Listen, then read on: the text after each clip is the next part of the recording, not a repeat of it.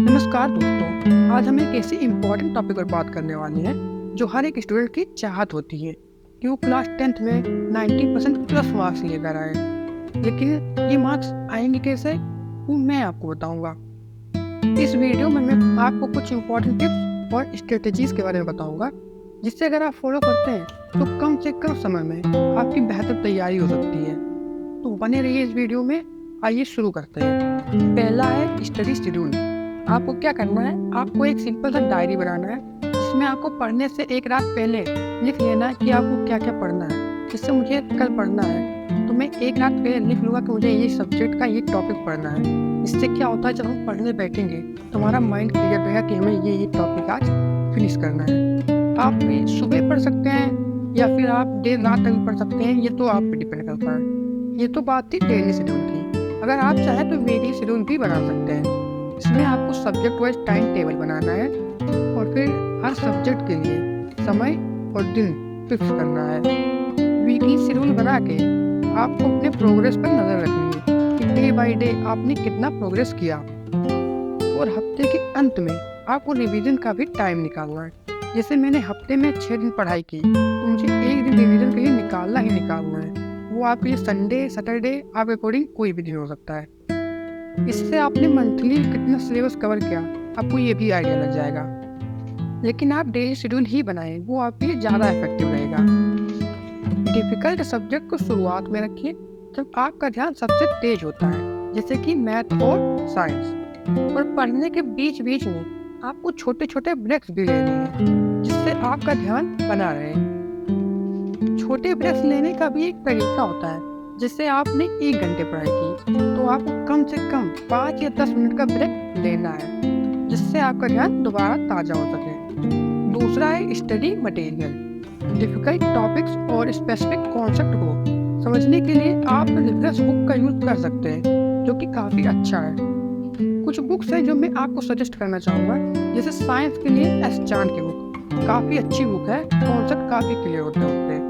और मैथ के लिए आप आर डी शर्मा का यूज़ भी कर सकते हैं और मैथ NCERT भी। ऑनलाइन प्लेटफॉर्म और वेबसाइट पर भी काफ़ी रिसोर्सेस अवेलेबल हैं, तो आप वहाँ से भी नोट्स वगैरह डाउनलोड कर सकते हैं। अब बात करते हैं क्वेश्चन बैंक की। आपको previous year question paper solve करना है।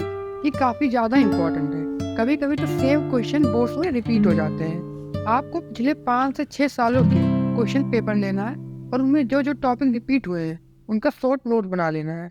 और हाँ, शॉर्ट नोट्स को आपको कंसाइज और इजी टू रिमेम्बर तरीके से बनाना है, जिससे कि आपको देखते ही टॉपिक रिवाइज हो जाए। ये आपके पेपर के एक दिन पहले बहुत काम आएगा। और आपको ये सारे सब्जेक्ट के लिए बनाना है। साथ ही आपको सैंपल पेपर भी सॉल्व करना है। मार्केट में ऐसे काफ़ी सैंपल पेपर अवेलेबल हैं, आपको वहाँ से एक सैंपल पेपर लेना है। आप एडुकार्ड का ले सकते हैं, काफ़ी अच्छे सैंपल पेपर्स होते हैं। उसमें मार्किंग स्कीम भी दिया होता है, जिससे क्वेश्चन पेपर को एनालाइज करने में काफ़ी हेल्प मिलती है।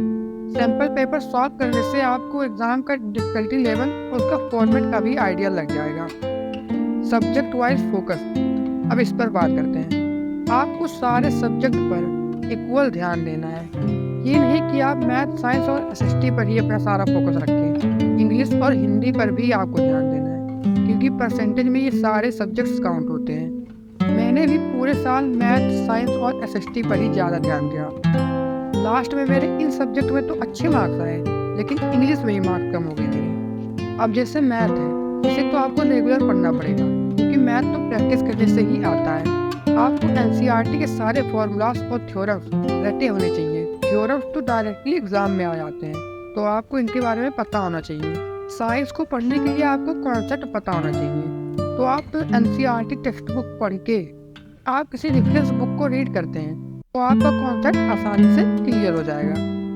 एक्सपेरिमेंट से भी काफ़ी क्वेश्चंस आते हैं, तो आपको ये तो प्रैक्टिस करना है, और साथ ही बायोलॉजी के डायग्राम्स भी और केमिस्ट्री के रिएक्शंस तो आपको पढ़ना ही है।